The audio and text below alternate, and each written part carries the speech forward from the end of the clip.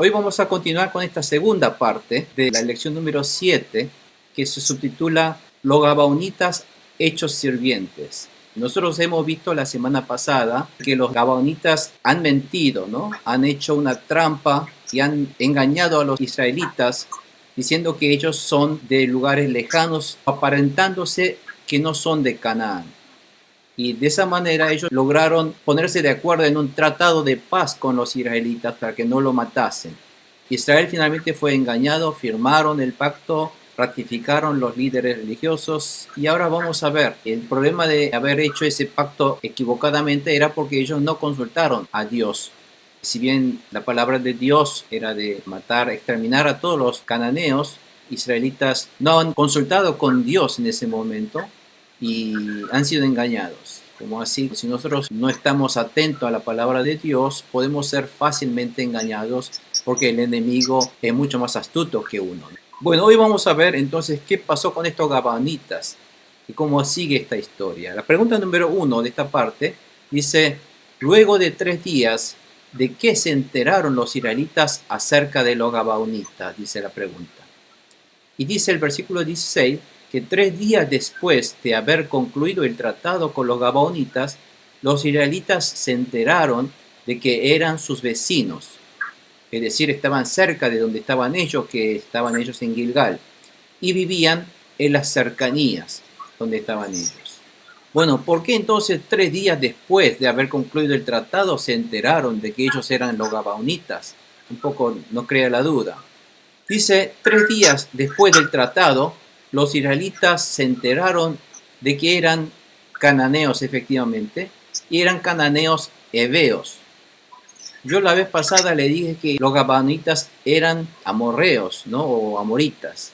Pero si nosotros vemos en el versículo 7 de este capítulo 9, decía, y los israelitas respondieron a los heveos, diciendo a estos gabaonitas, diciendo, quizá vosotros habitáis en medio de nosotros.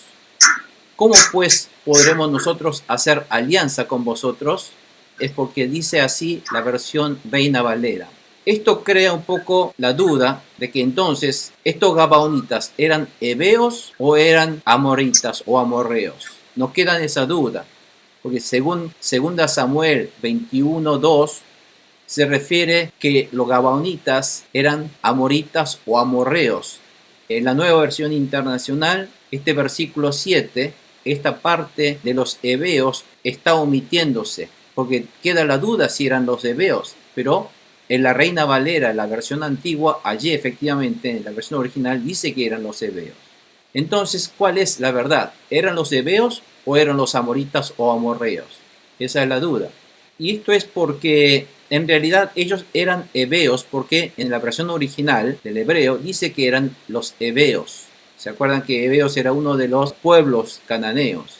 Pero entonces, ¿por qué en 2 Samuel dice que eran amoritas o amorreos?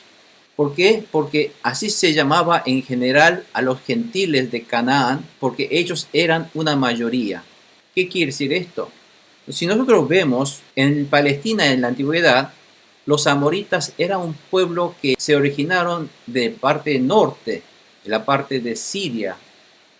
Por lo tanto, si nosotros vemos un poco el mapa, le quiero mostrar, este es el mapa, la parte sombreada es donde vivían los amoritas.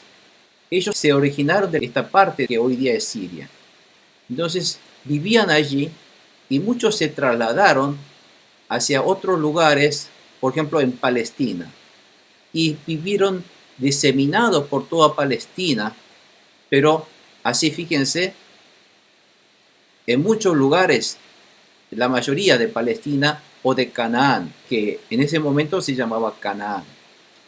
Por lo tanto, cuando se refiere a los habitantes de Canaán, a los gentiles de Canaán, debido a que su mayoría eran los amoritas, al llamarse a los habitantes de Canaán, a los pueblos de Canaán, el más representativo eran los amoritas. Por lo tanto, al decir del punto de vista de los israelitas, al hablar de los cananeos, se refieren como amoritas. No sé si me explico. O sea, debido a que los amoritas eran una mayoría, así de una sola vez, para decir, bueno, a todo este pueblo cananeo, en vez de decir cananeo, decían estos amorreos decían, o amoritas, porque eran la mayoría. Pero en definitiva, si nosotros vemos minuciosamente, estos amoritas eran grupos que estaban divididos de diferentes pueblos, de diferentes orígenes, como los jerjeseos, como los heveos, cananeos, jebuseos y todos esos diferentes grupos étnicos. Pero en general, así a grosso modo, los llamaban como los amoritas. ¿Me entienden? Por eso está esta diferencia o la discrepancia en la Biblia. No es un error de la Biblia, sino es por un modismo de llamar a los gentiles de la zona de Canaán. Y esto lo podemos verificar si nosotros leemos en Génesis capítulo 15, versículo 16, donde realmente dice que Dios todavía no había castigado Canaán porque el pecado de los amoritas no había llegado a su colmo. Esto es lo que dicen, pero refiriéndose a los habitantes de Canaán. Y sabemos que los habitantes de Canaán, los pueblos cananeos, no eran solamente los amoritas, pero los amoritas eran los más representativos. Por eso Génesis mismo hablan como que el pueblo de Canaán eran los amoritas. Por esa razón, en 2 Samuel también habla como si los gabaonitas fueron los amoritas o los amorreos. Pero viéndolos minuciosamente o estrictamente, estos grupos que vinieron a ver de Gabaón eran étnicamente los heveos. Entonces, para que podamos aclarar esta parte de la Biblia, que no está aclarado aquí en la Biblia, pues cuando uno lee esta parte de la Biblia, queda la duda. Dice, ¿por qué será esta diferencia? Ahí viene la explicación de por qué aquí dice los heveos y en 2 Samuel dice que son los amoritas o los amorreos. Bueno, aclarado esto, un poco nos crea la duda, entonces, ¿por qué 3 días después de haber concluido el tratado con los gabaonitas, los israelitas recién se enteraron de que eran sus vecinos y que estaban viviendo en su cercanía? Si nosotros vemos en Génesis 15, 16, bueno, esta es la parte que yo les decía, 4 generaciones después, tus descendientes volverán a este lugar, le dijo Dios a Abraham. Dijo, porque antes de eso no habrá llegado el colmo, la iniquidad de los amorreos.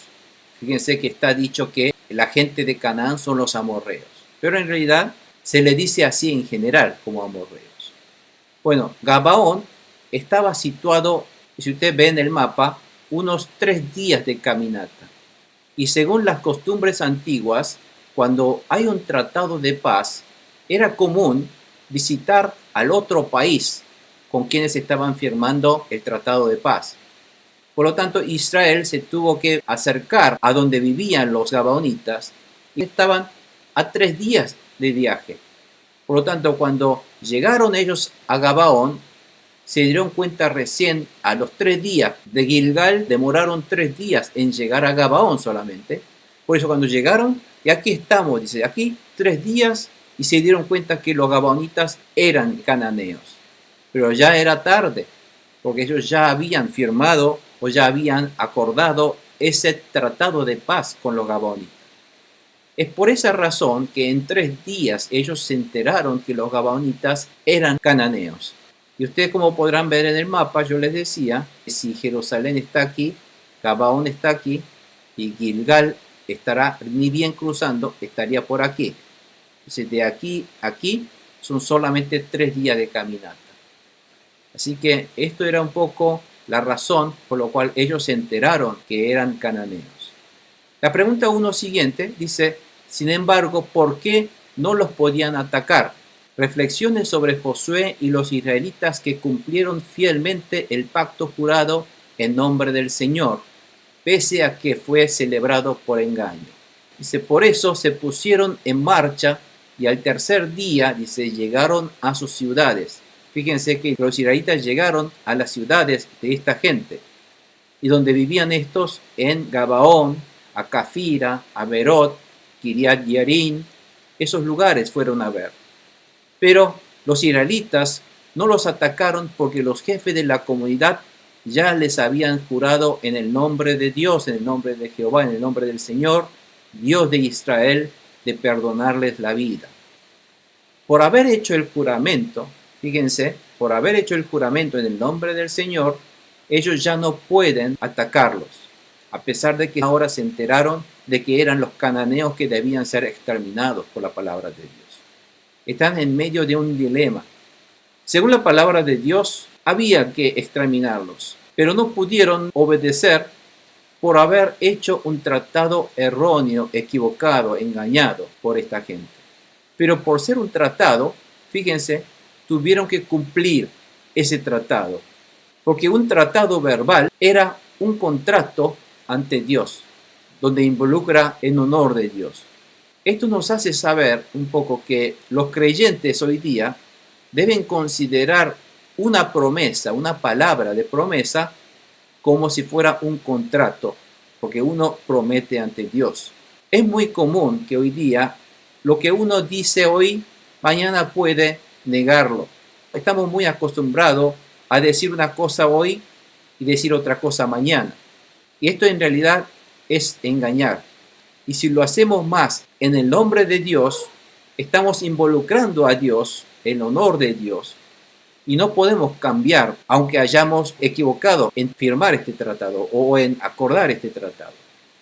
Lo cual quiero decir es que si nosotros decimos algo y juramos algo, prometemos algo, eso es algo que tenemos que cumplir a muerte.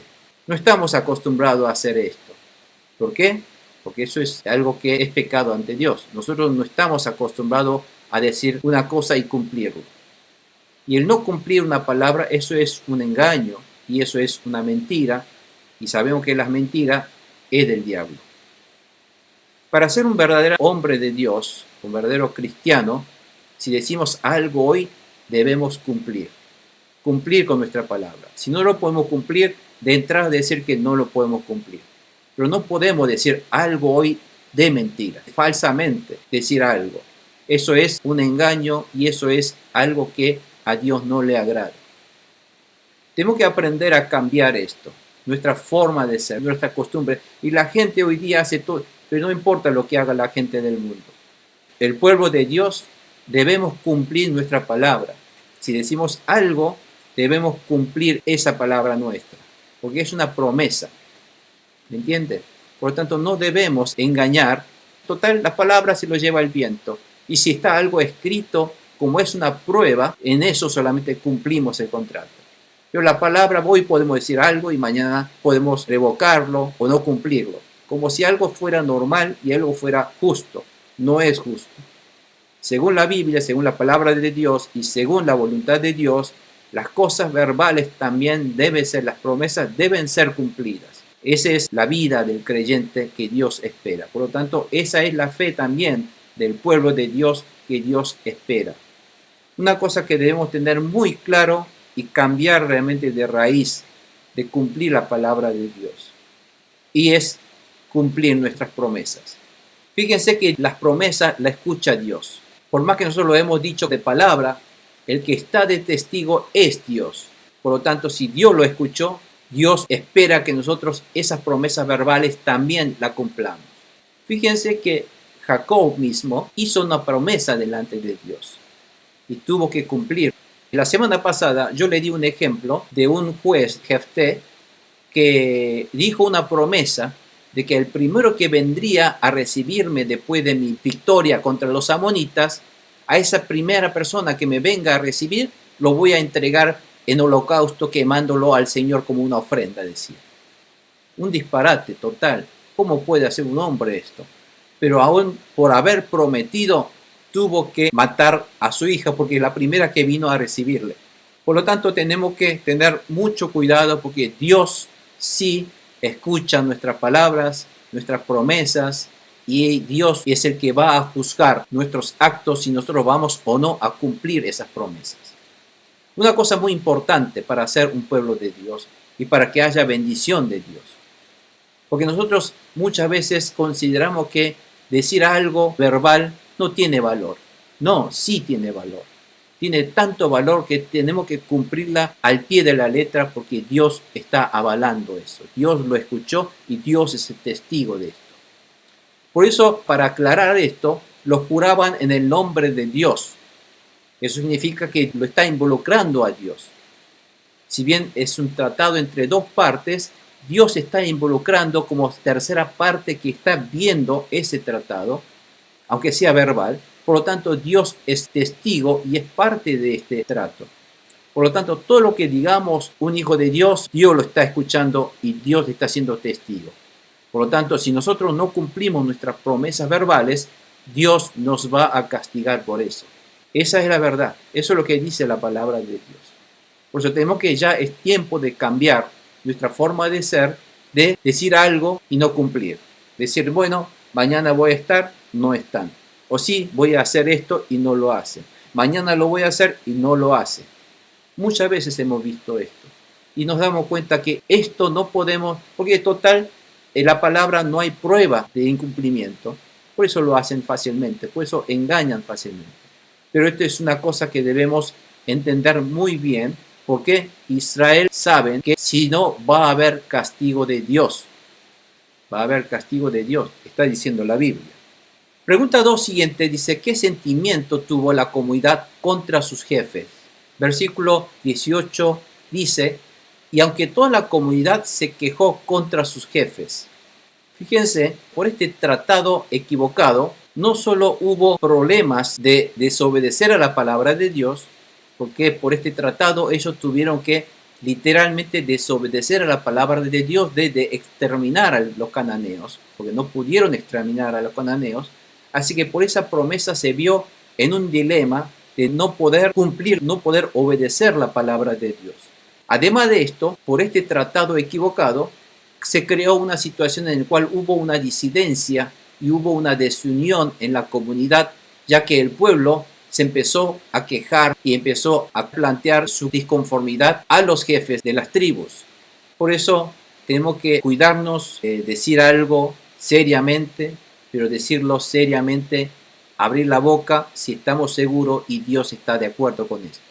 Porque abrir la boca por abrir va a crear problemas y va a haber un problema de castigo de Dios sobre la vida del pueblo de Dios. Por eso, bueno, tenemos que entender muy bien, entonces, todo juramento tenemos que hacerlo con responsabilidad para poder cumplirlo. Pregunta 2 siguiente dice, ¿por qué causa dicen los jefes que deben perdonarles sus vidas? Versículo 19 en adelante dice, estos contestaron, hemos hecho un juramento en nombre del Señor y no podemos hacerle ningún daño a esta gente, porque está de por medio la promesa, el juramento ante Dios. Esto es lo que haremos entonces con ellos. Les perdonaremos la vida, lo cual va en contra de la voluntad de Dios, para que no caiga sobre nosotros el castigo divino por quebrantar el juramento que hicimos. Fíjense, aquí está claramente dicho en la Biblia de que por quebrantar el juramento que ellos hicieron, va a haber un castigo divino, que va a haber castigo de Dios. Por lo tanto, tenemos que entender claramente, creyentes en la palabra de Dios, si nosotros no cumplimos nuestra promesa, Dios justo algún día nos va a hacer pagar por este pecado de incumplimiento de nuestras promesas y juramentos. Entonces tenemos que, antes de decir algo, tenemos que pensar muy bien, consultar bien con Dios. Cuando estemos seguros que esta es la voluntad de Dios, recién hacer una promesa y decir algo. Y no decir una decisión o una promesa equivocada, apresurada, descuidada. Entonces eso es algo que debemos evitar como pueblo de Dios. Dice, de ese modo los jefes de la comunidad cumplieron su promesa. Tuvieron que cumplir la promesa. Fíjense, entonces acá hay un dilema. Jurar en el nombre de Dios es establecer un contrato firmado por Dios entonces. Y no se podía quebrantar porque era hacer un mal uso del nombre de Dios, y lo cual era tomar su nombre a la ligera, ¿se acuerdan? Y uno de los mandamientos de Dios, de los 10 mandamientos, era de no tomar a la ligera el nombre de Dios. Por lo tanto, si estamos incumpliendo algo donde el nombre de Dios está involucrado porque Dios está presente, y si bien no estamos formalmente jurando, prometiendo algo en el nombre de Dios, Dios está presente, lo cual estamos involucrando a Dios, entonces no debemos tomar a la ligera esa presencia de Dios. Por eso debemos cumplirlo. Y entre obedecer la palabra de Dios de exterminar al pueblo cananeo, de matarlos, o de honrar el nombre de Dios cumpliendo su promesa. ¿Cuál deberían cumplir entonces? Así que Israel estaban en medio de un dilema. O tenían que cumplir la palabra de Dios de exterminar al pueblo cananeo, a los gabaonitas, o debían perdonarlos por su promesa en el nombre de Dios. ¿Cuál es más importante? ¿Cuál de los dos tenían que cumplir? Ese era el dilema. Y finalmente estos versículos dicen que tomaron esta última de honrar el nombre de Dios y cumplir sus promesas, porque eso era más importante. Las dos cosas son importantes, pero ante este dilema, ante esta dificultad, optaron por honrar el nombre de Dios. ¿Por qué? Porque no podemos convertir a Dios también en un mentiroso, porque eso es un pecado. Pero entonces solamente quedaría el pecado de uno. O sea, no podemos hacer pecar a Dios. Por eso es más importante. Es preferible que uno pecase y no convertir a Dios en un mentiroso. Por eso tuvieron que cumplir y honrar el nombre de Dios, que es más importante. Por eso fíjense que honrar el nombre de Dios es tan importante. No tomar a la ligera el nombre de Dios, aunque ellos tengan que recibir el castigo por el incumplimiento de obedecer la palabra de Dios de exterminarlos. Porque si no lo exterminan, el pecado es de ellos, la culpa es de ellos. Pero si ellos no cumplen promesas, lo involucra a Dios como culpable y mentiroso. Pero ellos no podían hacer eso, no podían deshonrar a Dios. Por eso prefirieron cumplir, honrar el nombre de Dios y quedarse ellos por sus errores, recibir el castigo por sus errores de haber incumplido la palabra de Dios por la desobediencia. Y tomaron esta segunda opción. Entonces, dice la pregunta, ¿en qué los convirtieron los jefes a los gabaonitas? Luego de la decisión de cumplir su promesa de salvarlos, de perdonarles la vida, luego añadieron, se les permitirá vivir, pero a cambio de ser los leñadores y aguateros de la comunidad. Es decir, les vamos a perdonar la vida, pero ustedes van a tener que ser los leñadores y aguateros para servir a Dios. Fíjense, por el pecado de mentir de los gabaonitas, los jefes de la comunidad decidieron castigarlos de alguna manera, porque la mentira de los gabaonitas también recibe un castigo. Y ese castigo fue, de alguna manera, esclavizándolos con trabajos duros de leñadores y aguateros. Bueno, ustedes son perdonados, pero van a tener que vivir como esclavos en trabajos forzados duros como leñadores y aguateros.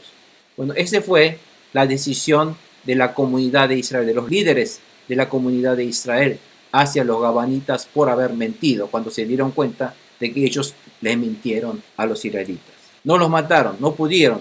¿Por qué? Pues prometieron ante Dios. Pero como castigo les dieron estas duras tareas para suministrar lo que se necesita para servir a Dios. Pregunta 3 dice, ¿qué le reclamó Josué a los habitantes de Gabaón y qué maldición les ha dado? Entre las personas que viven en Israel, ¿qué clase de personas realizan el trabajo de cortar la leña y acarrear el agua? ¿Qué podemos aprender del hecho de que si bien los gabaonitas han engañado para vivir, pero recibieron la maldición, el castigo? Versículo 22-23 dice, entonces Josué llamó a los gabaonitas y les reclamó, ¿por qué nos engañaron con el cuento de que eran de tierras lejanas, cuando en verdad son nuestros vecinos? A partir de ahora, esta será su maldición. Si bien todo lo que antes había dicho eran lo que habían propuesto los líderes de la comunidad judía, ahora le está directamente, oficialmente, diciendo Josué a los gabaonitas. Y están diciendo esta maldición. Serán por siempre sirvientes del templo de mi Dios, responsables de cortar la leña y de acarrear el agua. Bueno, esto es la sentencia formal entonces dado por Josué hacia los gabaonitas. Josué los castigó como los jefes de las tribus propusieron. Esa fue la decisión que ellos tomaron. ¿Qué contestaron entonces los gabaonitas? 24-25 dice, los gabaonitas contestaron, nosotros, servidores suyos, fuimos bien informados de que el Señor su Dios ordenó a su siervo Moisés que les diera toda esta tierra y que destruyera a todos sus habitantes. temimos tanto por nuestra vida que decidimos hacer lo que ya saben. O sea que ellos por temor a muerte tuvieron que mentirle.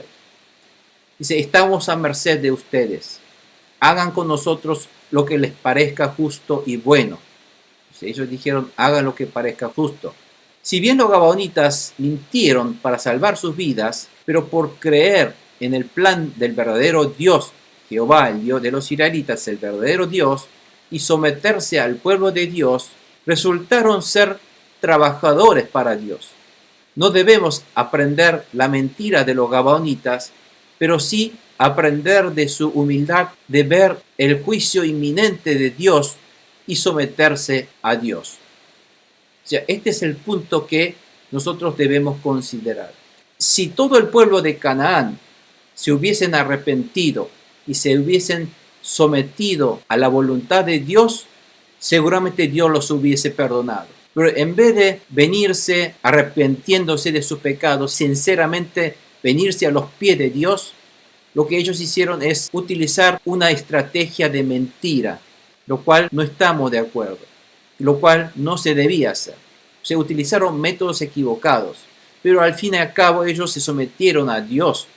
Por eso pudieron salvar sus vidas y servir, al menos, en el templo de Dios. Poco viendo esto, nosotros nos damos cuenta de que los gabaonitas salvaron sus vidas. No quedaron exterminados, no murieron como los de Jericó o como los de Ai o como los demás pueblos que van a ser masacrados, sino salvaron sus vidas. ¿Por qué? Creyeron en el plan de Dios. Dijeron, si Dios va a eliminar, Dios va a eliminar a todos. Entonces no queremos morir. Así que de alguna manera busquemos someternos a ellos. Y eso fue a través de un método de engaño, en lugar de un arrepentimiento. Pero el someter a Dios los convirtió en una comunidad que vive dentro del pueblo de Israel para servir en el templo de Dios. Por eso consideramos que terminaron de alguna manera salvos y no castigados a muerte. Entonces, ¿qué hizo Josué con los gabaonitas? Dice aquí. Así salvó Josué a los gabaonitas de morir a manos del pueblo de Israel. Entonces Josué los salvó. Ese mismo día Josué los hizo leñadores y aguateros de la asamblea israelita, especialmente del altar del Señor que está en el lugar que él mismo eligió. Y así han permanecido hasta el día de hoy como servidores de Dios. Viendo esto, viendo este hecho, nosotros podemos ver que los gabaonitas se merecían la muerte en realidad. Así era la voluntad de Dios, por el pecado de desobedecer y de idolatrar, adorar ídolos. Pero por la promesa del pueblo de Israel, por esa promesa, fueron salvos y pasaron a servir a Dios. Ese fue el destino de los gabaonitas. Y un poco nosotros podemos comparar esto con nosotros, porque todos nosotros también merecíamos la muerte. Todos nosotros éramos destinados a morir por nuestros pecados. Pero por la promesa de Dios fuimos salvos creyendo en Jesucristo. Y pasamos entonces a servir al verdadero Dios. Esto nos da a entender, de alguna manera nosotros somos como los gabaonitas en realidad. Nosotros éramos destinados a morir, pero por la promesa de Dios fuimos salvos a través de Jesucristo. Y pasamos ahora a servir al verdadero Dios siendo pecadores perdonados. Por lo tanto, aquí vemos que Josué, ustedes saben que Jesús, el nombre de Jesús, proviene de Josué. O sea, la raíz de ese nombre viene de Josué. Yeshua viene de Yehoshua, que es Josué. Por lo tanto, esta figura de Josué es un simbolismo de Jesucristo, de haber salvado a los que debían morir y convertirlos en servidores de la asamblea de Dios. Por lo tanto, nosotros viendo esto nos damos cuenta que el propósito de Dios es que venga todos a los pies de Jesucristo. Entonces podemos pasar a ser hijos de Dios, familia de Dios, servidores de Dios. No mentir, pero venirnos humildemente con un profundo y sincero, genuino arrepentimiento ante Dios. Eso nos va a dar la oportunidad de no morir, sino de vivir, y por la promesa de Dios a través de Jesucristo. Amén. Por lo tanto, este hecho nos ilustra también acerca del Evangelio de la salvación de Jesucristo, que todos nosotros somos beneficiarios de esta salvación que Cristo nos ha dado. Así que recuerden, hermanos, que hoy día el enemigo Satanás y sus demonios son más astutos e inteligentes que nosotros. Por lo tanto, no tratemos de sobrellevar a ellos sus tácticas, porque su táctica de siempre fue la mentira y el engaño. Y todo hombre, desde Eva en adelante, todos fueron engañados. El único que no fue engañado fue Jesucristo. Durante esos 40 días después del ayuno, después apareció Satanás y trató de engañar con mentiras a Jesucristo. Trató de persuadirlo, de dándole todo el poder, la autoridad, si vendría a los pies de Satanás. Pero el único que pudo vencer fue Jesucristo, y fue a través de su fe en la palabra de Dios. Cada vez que dijo algo Satanás, trató de persuadir, Jesús dijo, no, la palabra de Dios dice esto, esto, esto. O sea que atenerse a la palabra de Dios, esa es la manera de no cometer pecados y no ser engañados. Por eso acá dice, la única manera de no caer en sus artimañas es de consultar a Dios, pero toda esta consulta está dicho en su palabra, en la Biblia. Por lo que hay que estudiarla y obedecerla incondicionalmente. Entonces no caeremos en las tentaciones de Satanás, tampoco recibir el castigo por el pecado de desobediencia a la palabra de Dios. Como decía, todos nosotros merecíamos la muerte como los gabaonitas, pero por la promesa de Dios fuimos salvos creyendo en Jesucristo y pasamos a servir al verdadero y único Dios todopoderoso nuestro. Amén. Gloria a Dios. Bueno, vamos a dejar hoy entonces, con esto terminamos la lección número 7. De esto se trata de Josué 9, y este episodio, este suceso del engaño de los gabaonitas nos da una gran enseñanza, una gran conclusión de que es un modelo de la salvación que Cristo va a realizar a través de su sacrificio. Bueno, por esta promesa que ellos hicieron, Israel luego van a tener que sufrir también por este error que han cometido. Yo les comenté que después ellos van a tener que librar batalla para proteger a los gabaonitas, y todo esto es por haber hecho este contrato por error, este tratado de paz por error con los gabaonitas, sin consultar a Dios. Por eso acá el título de esta lección se llama No consultaron a Dios, para que nosotros no cometamos el mismo error de no consultar a Dios, sino siempre consultar la palabra de Dios, que está en la Biblia. La palabra de Dios está en la Biblia.